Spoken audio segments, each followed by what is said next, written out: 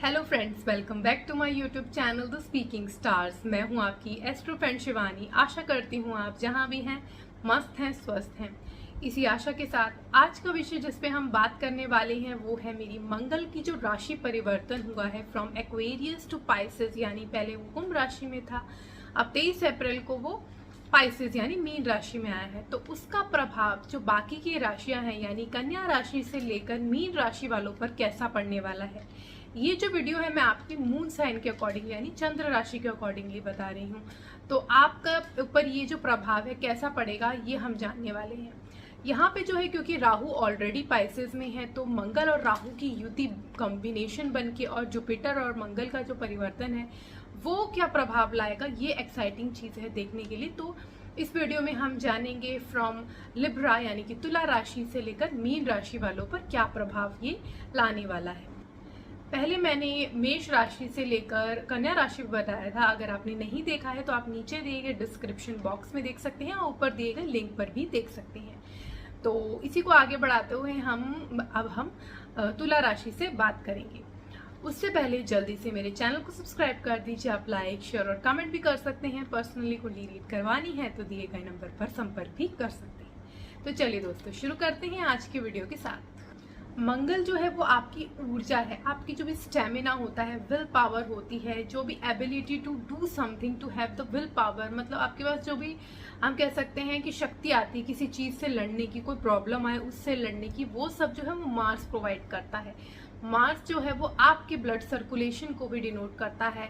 Mars आपके भाइयों के साथ संबंध को भी डिनोट करता है। तो ऐसा मार्स जो है वो सबसे पहले तुला राशि वालों के लिए उनके छठे भाव में आया है। तो राहु के साथ युति में है तो यहाँ पे आपके लिए तो बहुत ही अच्छा समय है, क्योंकि अगर आप बात करें अगर आपके जो एनिमीज हैं वो आपके कुछ नहीं कर पाएंगे, और मंगल जब भी राहु के साथ स्पेशली यहाँ पे है तो आपके जो शत्रु हैं वो तो आपको, आप कह सकते हो आप कुछ भी नहीं करोगे तो भी आपके जो है वो कुछ नहीं बिगाड़ पाएंगे। मतलब आपको कुछ करने की जरूरत नहीं, अपने आप ही वो मिट जाएंगे।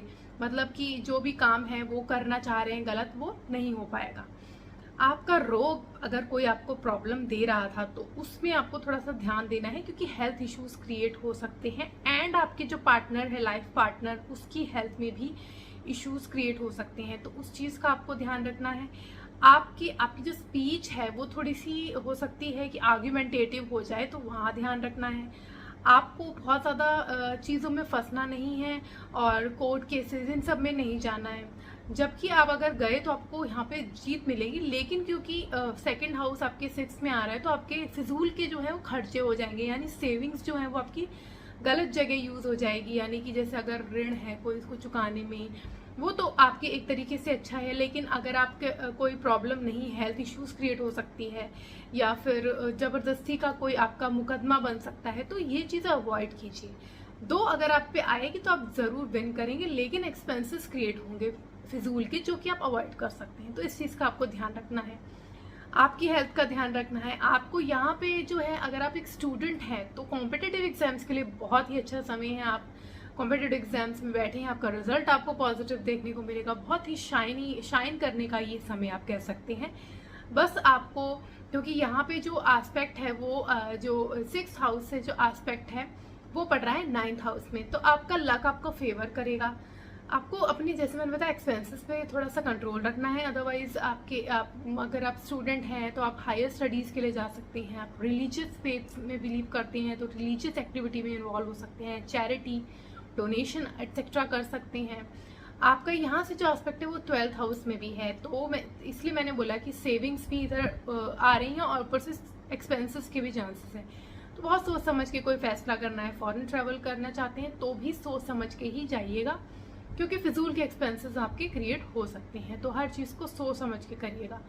आप, हो सकता है कि आपके अगर कोई कोर्ट केस ऑलरेडी था तो आप उसमें जीत पा सकते हैं, ये पॉजिटिव चीज़ है।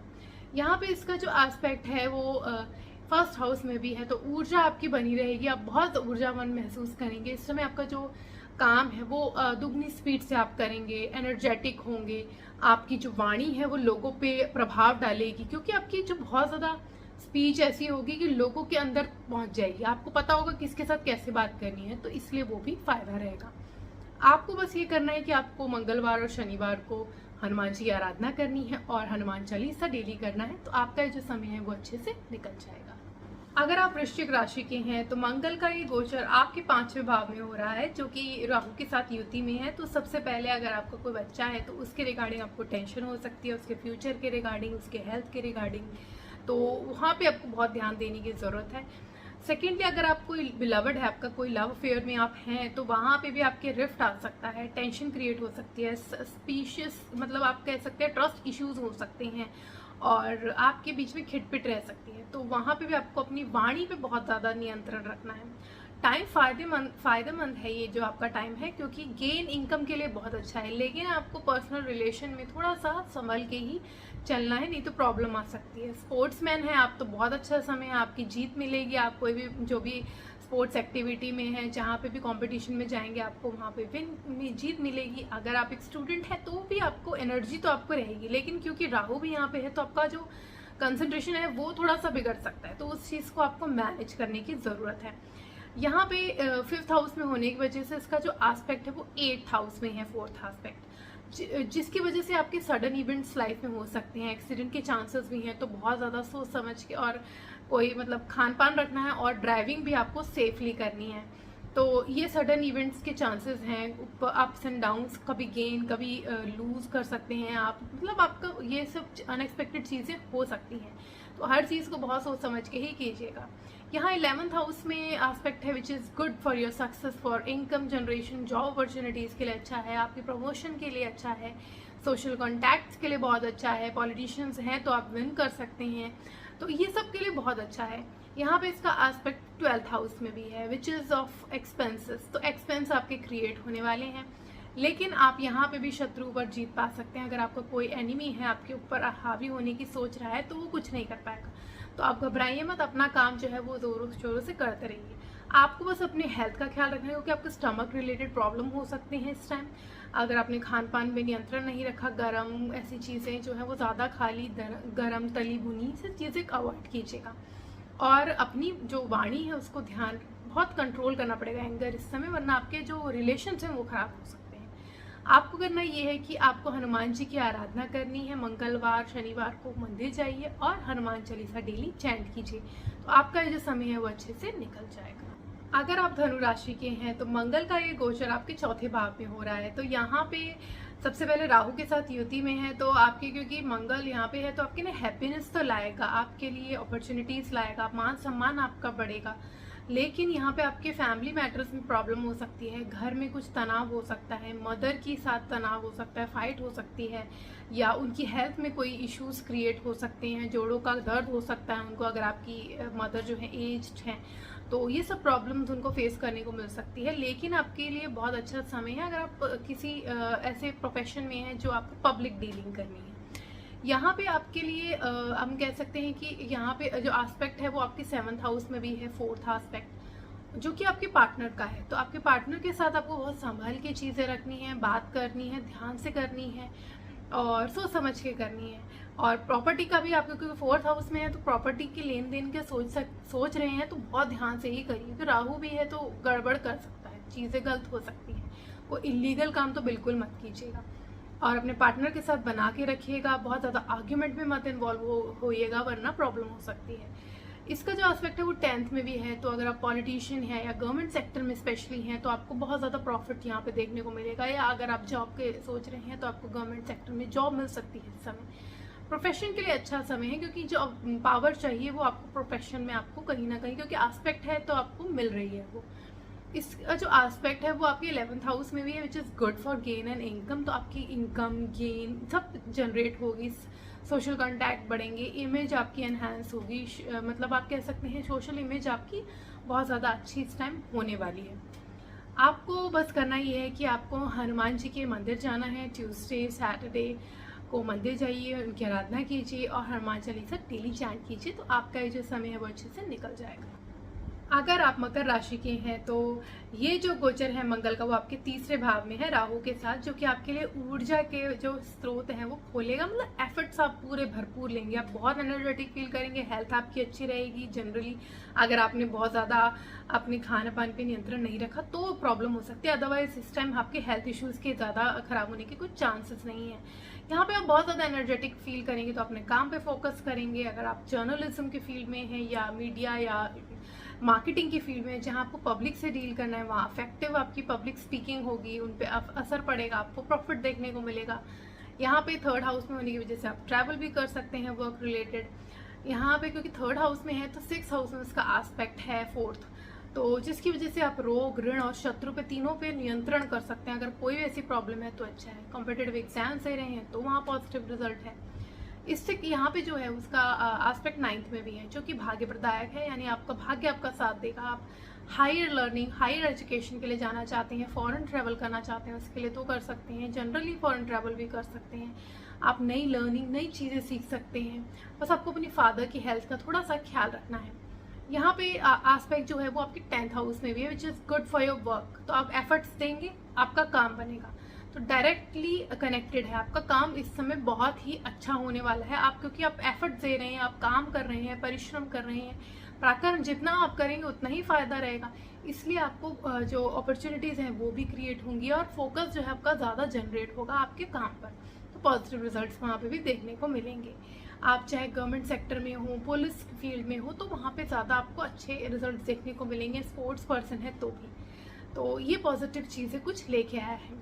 तो आपको करना ये है कि आपको मंगलवार को और शनिवार को दोनों दिन मंदिर जाके आराधना करनी चाहिए हनुमान जी की, और हनुमान चालीसा डेली चैंट करना चाहिए। तो आपका ये जो समय है वो अच्छे से निकल जाएगा।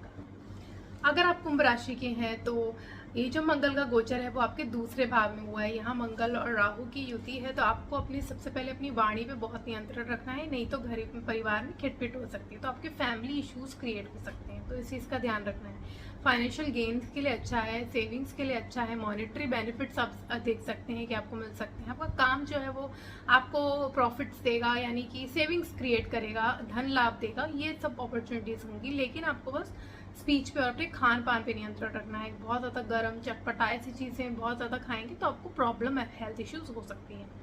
यहाँ पे जो है वो सेकंड हाउस से 5th हाउस में एस्पेक्ट कर रहा है, जो कि आपके चाइल्ड का है। तो आपके चाइल्ड के रिलेटेड आपको टेंशन हो सकती है, उनकी हेल्थ से रिलेटेड टेंशन हो सकती है। और अगर आप एक स्टूडेंट हैं तो आपका फोकस जो है वो हट सकता है अपने जो पढ़ाई है उससे, जो मेन एम है, तो उस चीज़ का आपको थोड़ा सा ध्यान रखना है, फोकस रखने की कोशिश करनी है। और यहाँ अगर आपका कोई बिलवड है, आप लव लाइफ में है, तो उनके साथ भी आप बनाए रखें। जो भी ट्रस्ट इश्यूज, एंगर इश्यूज आ रहे हैं उसको जितना हो सके कंट्रोल में रखें, तो आपके लिए ज़्यादा बेहतर रहेगा।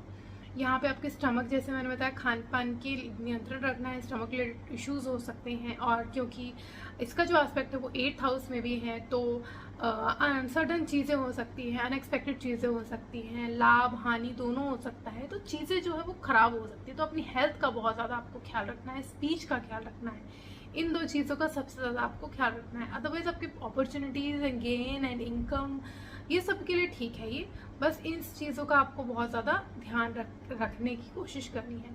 इसका जो एस्पेक्ट है वो यहाँ पे 9th हाउस में है, तो आपके लिए भाग्य जो है आपका साथ देगा। आप ट्रैवल कर सकते हैं, आप कुछ ना कुछ रिलीजियस एक्टिविटीज़ में इन्वॉल्व हो सकते हैं, डोनेशन कर सकते हैं, तो इन सब के लिए अच्छा समय है। न्यू लर्निंग्स के लिए अच्छा समय है, हायर एजुकेशन के लिए आप जाना चाहते हैं वो भी अच्छा समय है, बस आपको फोकस रखना है, तो ये सब चीज़ें जो है वो बनेगी।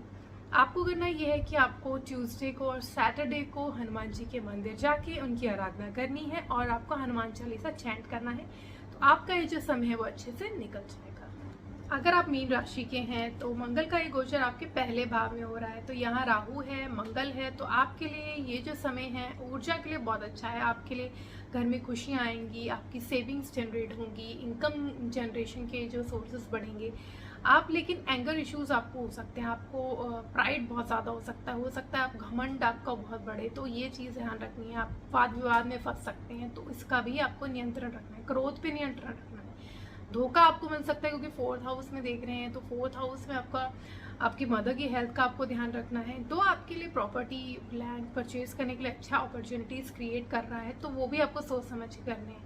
बट आपको यहाँ पे क्योंकि पब्लिक का है तो यहाँ पे आपको मान सम्मान मिलेगा, लेकिन धोखा मिलने के चांसेस, आपको करीबी कोई धोखा दे सकता है, तो इस चीज़ का आपको बहुत ख्याल रखना है।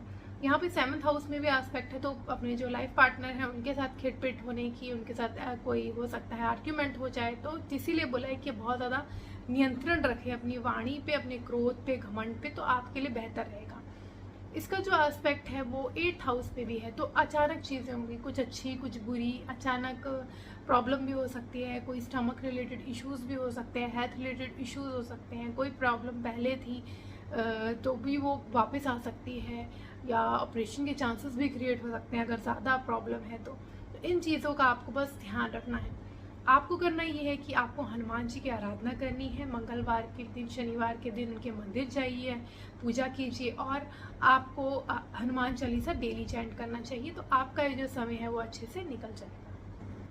तो हमने मंगल राशि गोचर जो प्रभाव हो रहा है, जो कि वो कुंभ से निकलकर मीन में आया है, उसका क्या प्रभाव पड़ने वाला है, इस वीडियो में हमने जाना तुला राशि से मीन राशि पर, और पिछली वीडियो में हमने जाना था मेष राशि से लेकर कन्या राशि वालों पर। तो हमने ये जो है वो पार्ट कंप्लीट कर लिया है। अब इसके साथ ही मैं विदा लेती हूँ। Stay tuned, stay connected, do subscribe my channel and नीचे दिए गए बेल आइकन को जरूर प्रेस कर दीजिए ताकि आपको मेरी लेटेस्ट अपडेट मिलती रहे। Om Shanti, thank you and take